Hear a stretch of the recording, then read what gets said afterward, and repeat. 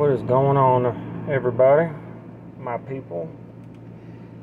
Do me a favor, make sure you check out DNKKnives.com, and if you do purchase something there, you can use this coupon code behind the edge 10, and you'll find yourself getting 10% off of your order, and I believe free shipping.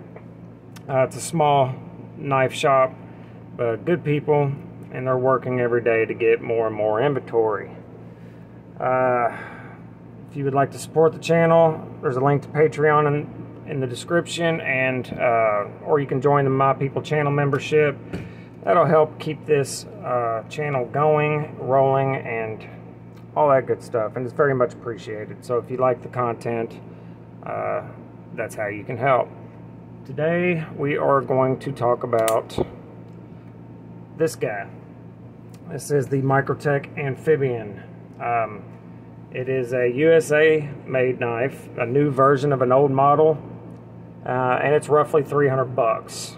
It has a ram lock, which is kind of a crossbar style lock, but it's really not. It's closer to the shark lock than it is a crossbar, but it's some kind of ambi lock. So there you go. We have a 3.8-ish length blade of M390MK. M390MK is Microtech's very pretentious way of trying to flex their own special steel. So far as I can tell, I don't see any difference between that and regular M390. But, you know, it is what it is. We have a stonewash recurve, super useful blade, G10 handle that is fluted, feels pretty cool, titanium clip, back spacer, and thumb stud. It is reversible and all that good stuff. We're going to do this on the pros and cons basis like I do a lot of other videos, and we are always going to start with pros. So first thing, it is extremely well built. No other way to say that. It does have steel liners in there, but they're not full length. They stop about right here, and that just protects makes it rigid. Even though the G10 is extremely thick and rigid, it just helps. You know what? Let me turn this air conditioner off, guys. Sorry about that. That's probably loud in y'all's ear. I hope you can hear me better now. Next, it has extremely excellent action. It's riding on bearings, I believe. I could be wrong, but I'm usually not. So, excellent action. Next, it has very large screws, pivot. These are T10. This one here is a T25, I believe. Let me see. It's a big old, yeah, it's a T25. So, excellent size hardware. Pivot, stop pin. Very hardy and robust, and very much appreciated. It does not have tiny little screws like this, which is good for a quote-unquote hard-use style knife. Next, the fact that it is ambidextrous 100% is awesome, so the lefties can have some love as well.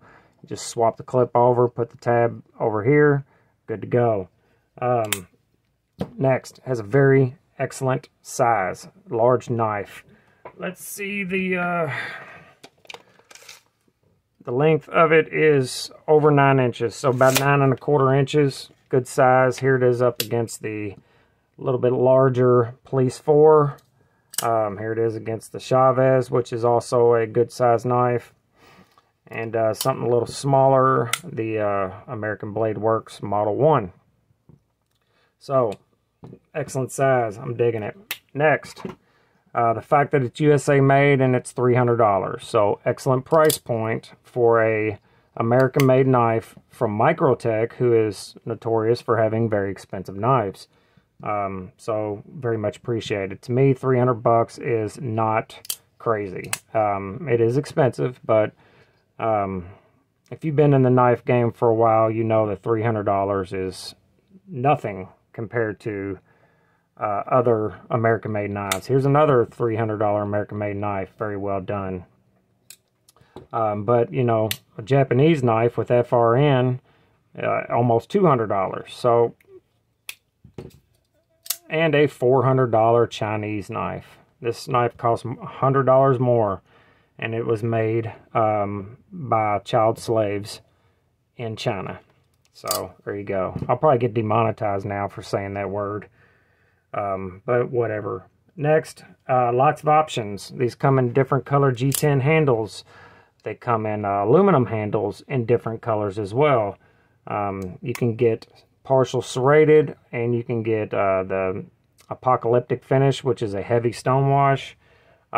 So lots of options if you're not digging the standard black on stonewash. So there is options out there.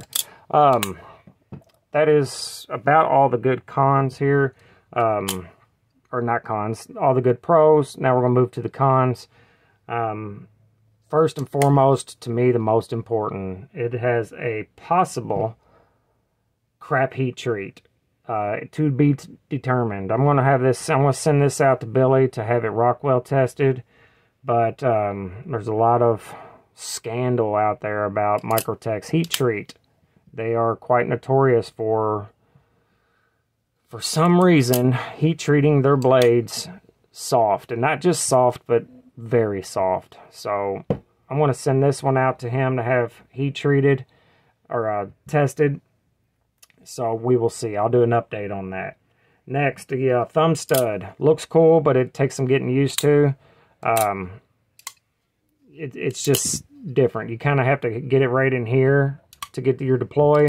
Up here is okay for slow roll. It looks cool, but it just takes a little bit of getting used to. Next, another thing that's really irking me is this pocket clip, which also looks cool and works pretty good, but it is so flippin' tight, dude. Like, I can't even hardly get my finger under there to pull that.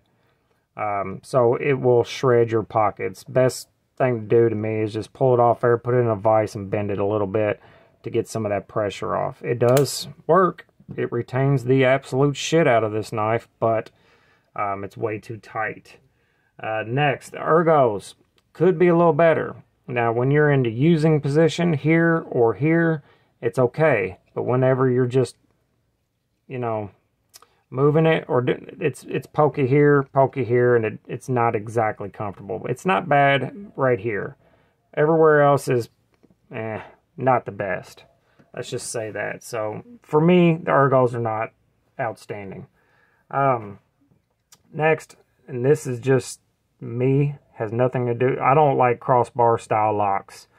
They're not my jam. I prefer a frame lock over everything. And then my second favorite would be the back lock, or even a compression lock on this. I do not like the crossbar style locks, and that's just a matter of opinion, that's all.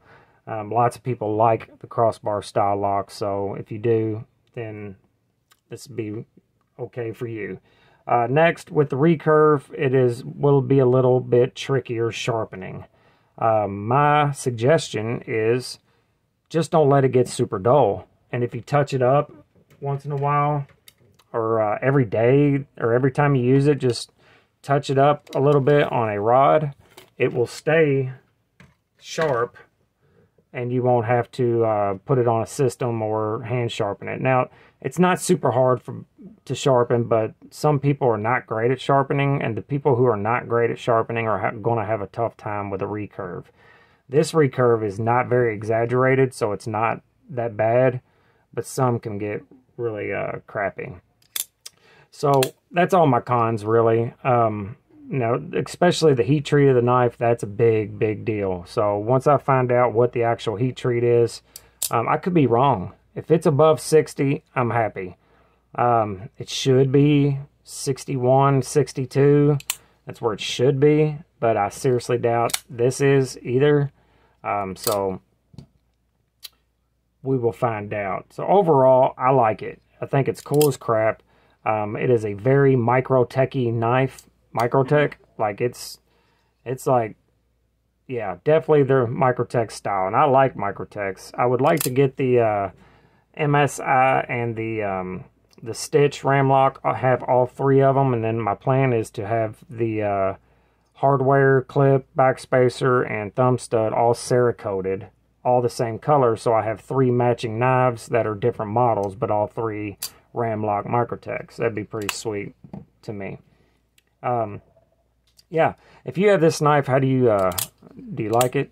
You think it's pretty cool? I do tell you what, I love the recurve because it's extremely good at cutting. And this knife is pretty thick blade, pretty thick behind the edge, but it cuts really well, even though it is thick. I do like it, and I like Microtech Stonewash. It looks good.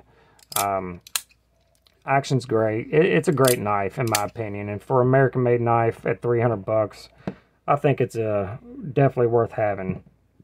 But let me know what you think about it in the comments.